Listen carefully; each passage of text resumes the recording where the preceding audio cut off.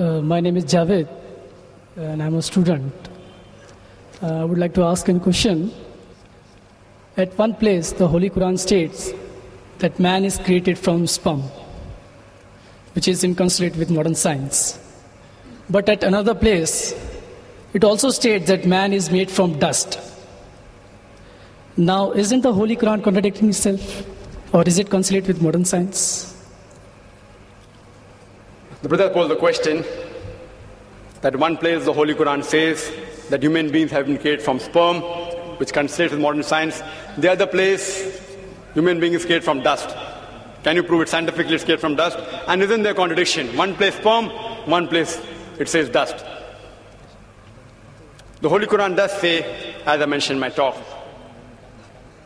in Surah Qiyamah, chapter 75, verse number 37 to 39, it says that human beings have been created from sperm, which has been proved by science. The Holy Quran also says in Surah Hajj, chapter 22, verse number 5, that we have created the human beings from a quintessence of dust.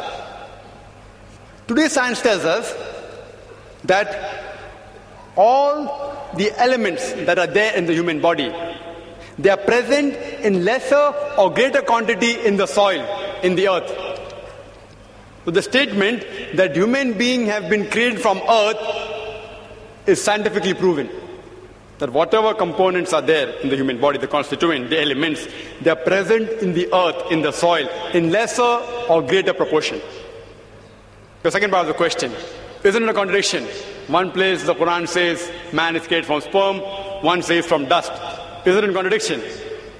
See, a contradiction is two statements which are conflicting with each other, which cannot take place simultaneously. The Quran does not only say man has been created from sperm and the other place from dust. It also says in Surah Furqan, chapter 25, verse 54, that man has been created from water. You will tell me there are three contradictions. See, science has proven that man has been created from dust, as well as from sperm, as well as from water. If I tell you, in one statement, that to make a cup of tea, I require water. In the second statement I say, to make a cup of tea, I require tea leaves or tea powder. It's not a contradiction. I require both. If I want to make sweet tea, I add sugar to it. If I want to make panikam tea, I add less water and more milk. If I want to make Sulaimani tea, I add only water. So there is no contradiction when the Quran says human being is created from sperm and dust and water. It is actually contradistinction. What is the meaning of contradistinction? Contradistinction means speaking two or more things about a subject which are not conflicting with each other. For example, if I say that this man is honest, he's kind and loving, it is contradistinction. But if I say this man is always a liar and a truthful person, then it's contradiction, because both are opposing. If it's not opposing, it's called as contradistinction.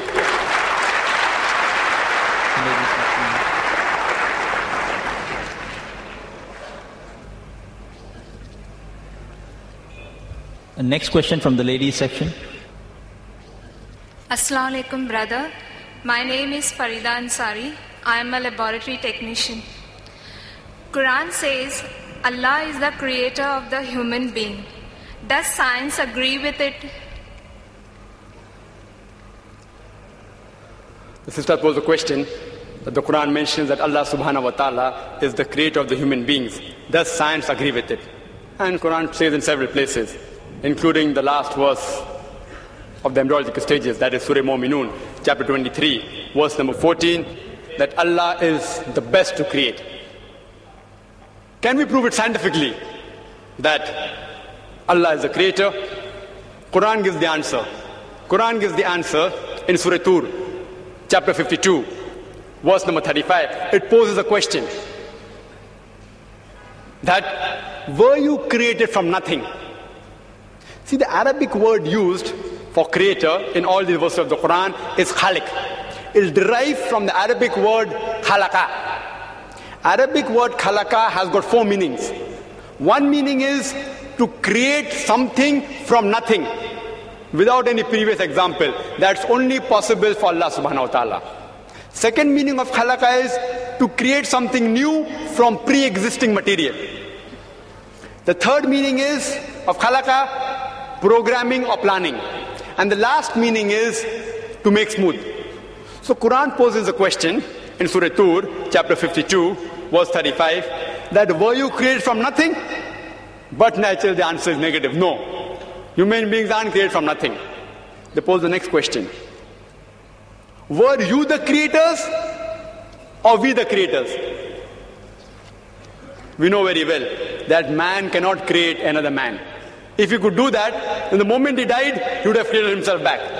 If his relatives would have died, he would have brought them back to life. Human beings can't even create a living creature such as fly, live outside human being. Neither can you attribute the organs of the body, say the reproductive organs, like testes or ovaries, that they are the cause for a creation. Because if you say that the testes, the uterus, etc. are the cause, then you have to include your ancestors, their reproductive system, their ancestors, all are responsible. So the answer is negative. Quran poses the next question in Surah Waqia, chapter 56, verse number 58 and 59, that do you not look at the sperm you have emitted? Were you the creator or we the creator? And but natural, all these questions that Quran poses, the answer is negative. Some people can say it's by chance. By chance we were created. They say nature. Natural thing. It happened by chance. Let's analyze scientifically whether the human beings can be created by chance.